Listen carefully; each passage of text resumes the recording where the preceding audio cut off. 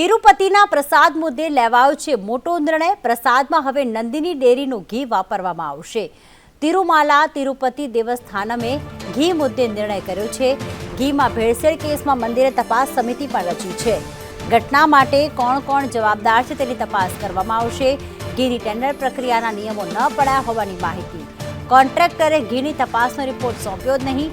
પ્રસાદ બનાવવાનું કામ સોંપાયું તે કોન્ટ્રાક્ટરે ગોલમાલ કરી હોવાની માહિતી સામે આવી। તિરુપતિના પ્રસાદ મુદ્દે કેન્દ્ર સરકારે રિપોર્ટ માંગ્યો છે।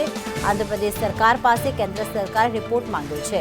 પ્રસાદમાં ભેળસેળને લઈને સાધુ સંતોમાં રોષ। ઉલ્લેખનીય છે કે તિરુપતિ મંદિરમાં પ્રસાદમાં અપાતા લાડુના નમૂના તપાસવામાં આવતા તેમાં વપરાતા ઘીમાં ભેળસેળ હોવાનું સામે આવ્યું। લાખો ભક્તોની આસ્થાનું કેન્દ્ર એવા તિરુપતિના પ્રસાદમાં જાનવરોની ચરબી, ફિશ ઓઇલ સહિતની વસ્તુઓની ભેળસેળ થઈ હોવાનું સામે આવ્યું છે। જૂન મહિનામાં લેવાયેલા સેમ્પલનો રિપોર્ટ જુલાઈમાં આવ્યો હતો, જે હવે આંધ્રપ્રદેશની નવી સરકાર એટલે કે ટીડીપી સરકાર દ્વારા બહાર પાડીને અગાઉની જગનમોહન રેડ્ડીની સરકાર પર આરોપ મૂકવામાં આવ્યો છે કે તેમણે ટેન્ડર આપવામાં ગોલમાલ કરી અને તેમના સમયમાં પ્રસાદમાં આવી ગોલમાલ થઈ છે। તિરુપતિ મંદિરમાં તિરુમાલા તિરુપતિ દેવસ્થાનમ નામની ટ્રસ્ટ છે, જે મંદિરના પ્રસાદ સહિતની વસ્તુઓનું સંચાલન કરે છે। ટેન્ડર કોને આપવું, કોન્ટ્રાક્ટ કોને આપવો તે આ જ ટ્રસ્ટ નક્કી કરે છે અને આ ટ્રસ્ટના સભ્યોની નિમણૂક આંધ્રપ્રદેશ સરકાર કરે છે। તેથી હવે આ મુદ્દે રાજનીતિ શરૂ થઈ ગઈ છે।